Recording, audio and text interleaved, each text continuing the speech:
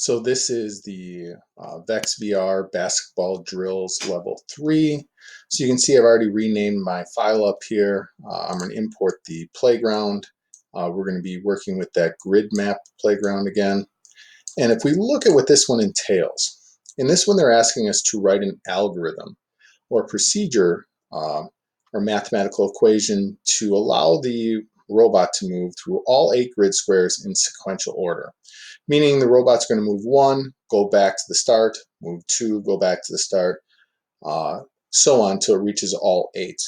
This would be a extremely laborious program and long program if we were to do this with just typing out the code. So what we're going to do is we're going to create that algorithm. So to come over to the Jamboard first, we're going to talk through this. And what we have to think about is if x equals the number of squares or number of blocks, right? So number of those grid blocks or squares. The algorithm that we'd want to write for this would be, we know that 1 square is 200. And if we multiply that by the number of blocks that we want to go, that will result in us traveling in our program. So we have to think about it like that in more of a mathematical equation, that we're taking the distance times the number of blocks we want to travel. So the first way we're going to do this is we're going to create a variable. So we're going to create this variable of our here, which is the grid blocks. I previously made this variable. And we're going to set this to 1. So if we set it to 1, we can then say we have a total of 8 blocks that we want to go in this. So we're going to repeat this pattern 8 times. What we have to do now is make our equation. Well, our equation is to drive forward. Well, what do we want to drive forward? Well, we want to drive forward that 1 square. But the variable that we have to add into this is, if we go to our operations, we have our multiplication operation, and we're going to put that block into our for section here.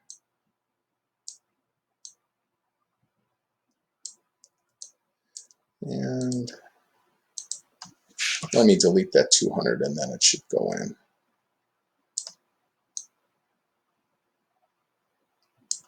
Nope. And there we go. That took a little longer than expected. Well, we want to drive for 200. What do we want to drive? Well, we want to go back to our variables and we want to drive our grid blocks. And again, that 200 is all referenced here as millimeters. I'm going to duplicate this because not only do I want to drive forward, I also want to return to my origin. So I'm going to go to my reverse. I'm going to place this in. But the problem is my grid blocks are at 1. So I need to change that variable. And I need to change my grid blocks, change that variable by 1. So as I run my program now,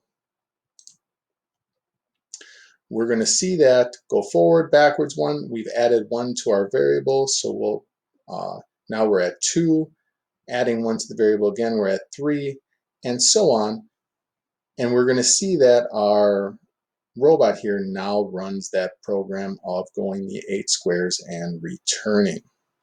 So again, all this is done by creating an algorithm rather than just creating a set of code or a long list of code to program this, making it much more efficient to write. So again, we can see our algorithm is taking 200, multiplying it by our variable of grid blocks, which gives us our distance, or the program that we want to travel for the distance.